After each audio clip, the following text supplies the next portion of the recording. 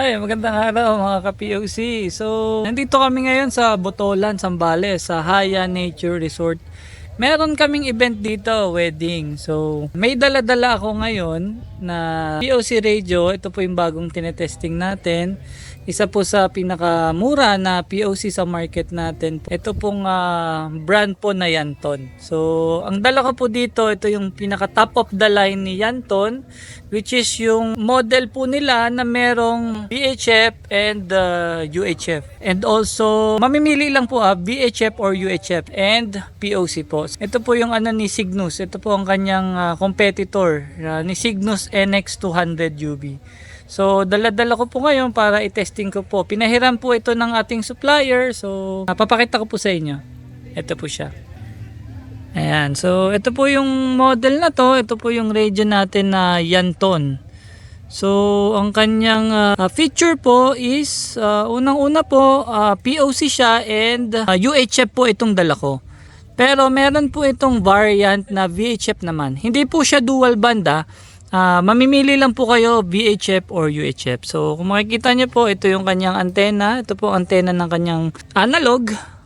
Tapos ito po ang antena ng kanyang POC. So ito po yung natin. Dinala po natin ngayon kasi ginagawa ko po siyang gateway. So meron po akong radyo dito na isa. Ito po yung ating Cygnus XT2. Ito po yung ginagamit naming radio for events namin. So napakaliit lang kasi. So tatlo po ang dala namin dito. Ito po ang ginagawa kong transit radio. Tinatawag po nating gateway radio para makausap pa rin natin. So ang location po namin ngayon nasa Botolan. So para makausap natin yung Olongapo. Pwede ko pong makausap yung Olongapo gamit lang po itong XT2 ko. So napakamura, ito po XT2 650 lang po ang presyo natin dito. At least hindi po kami lahat naka POC. So kung alam niyo naman po ang POC talaga mahal.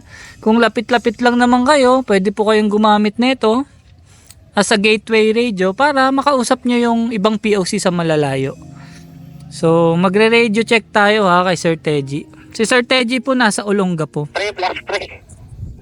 So ayan, so yung naririnig nyo yun yung staff ko dito. So gamit namin siya dito. So ayan. So okay, magkano tayo kay Sir Teji? Re-radio check lang ako. Sir Teji, radio check na tayo.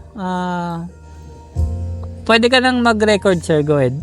Ayan, so pagre-record din natin si Sir Teji sa kabila para at least nakikita nyo rin na nasa Olongapo siya or kung saan siya. So ayun, so Sir Teji, ako copy dyan. Dito ako, Botolan.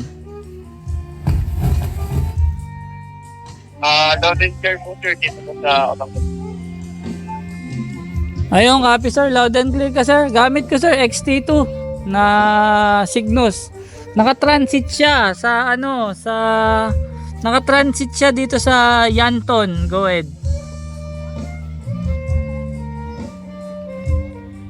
Sir. Ano yan sir yung UHF sir yung frequency snap?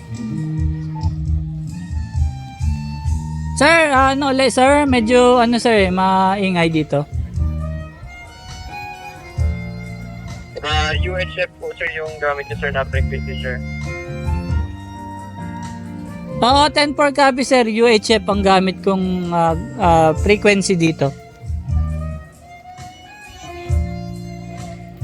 Sabi sir, malinaw naman po sir dito po. Ayan, so ayos sir, naka-transit mode tayo ngayon sa Yanton. So malinaw na malinaw ka dito sir. Parang malapit lang tayong dalawa. Go ahead. Sabi sir, nandito ako sir sa sa taas ng sir, sa taas ng Benguet sir. Kasi malakas din sir yung smart na. Kaya okay sir yung audio niya po. Ayun sir, copy. Sige sir, yun lang. Maraming salamat sir Ingat-ingat dyan.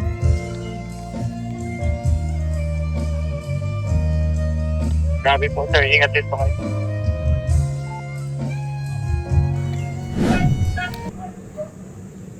Sir Techie, ako copy dyan. Dito ako, Botolan. Loud and clear po sir dito po sa Olongapo po sir. Okay, sir, loud and clear ka, sir. Gamit ka, sir, XT2 na Cygnus. Naka-transit siya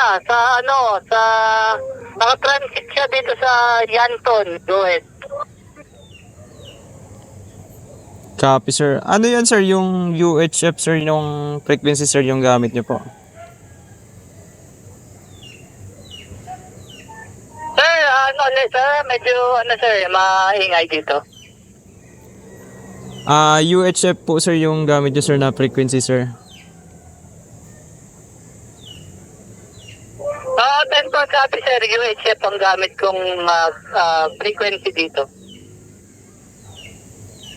Copy sir, malinaw naman po sir dito po. Ayan, so, ayun sir, naka-transit mode tayo ngayon sa Yanton. So, malinaw na malinaw ka dito, sir. Parang malapit lang tayong dalawa. Go ahead. Copy sir, nandito ako sir sa sa taas ng sir, sa taas ng Dominguez sir. Bali malakas din sir yung signal po ni Smart sir. Kaya okay po yung audio niya po sir. Ayun sir, copy. Sige sir, ayun lang. Maraming salamat sir ha. Ingat-ingat dyan. Copy po sir, ingat din po kayo dyan sir. Ayun, so kung makita nyo, nag-ano siya, meron siya activity.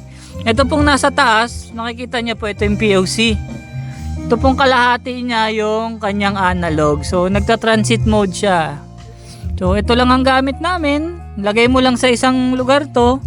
Tapos puro ganito na yung radyo nyo. Katulad ngayon, 3 kami.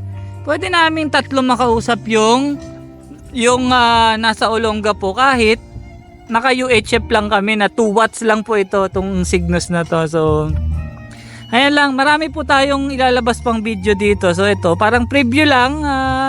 Naisipan ko lang kasi dala-dala namin mag-video na rin tayo para at least yung mga nanonood sa atin merong idea dun sa mga bago nating product na nilalabas. So yun lang naman po. Maraming salamat po. Pag meron po kayong inquiry, may order po kayo, tawag lang po kayo sa akin. So i-assist ko po kayo kung may mga tanong po kayo. Masaya po ako na ma-assist ko kayo at matulungan ko kayo sa mga problema katulad ng maiksi ang range ng radio nyo. And yung sa mga ayaw nyong hassle na permit. Kaya ako po pinopromote palagi yung mga POC kasi talagang napakaganda po, napakatipid po ng POC. So, meron pa po tayo next video, yung iba pa pong model ni Yanton. Si Yanton po, marami po siyang model na nilabas. So, locally po, meron po. Ang maganda po kay Yanton, napakamura po. Tapos, may 1-year warranty po siya. And meron po tayong service center dito kaya hindi tayo iiwanan sa ere. Hindi siya katulad ng mga binibili natin sa ibang bansa, napakahirap isole pag may problema. So ito po, meron po tayong local warranty. So yun po yung maganda sa kanya. Yun lang po, maraming salamat po. This is Gerald from Gerald Store PH.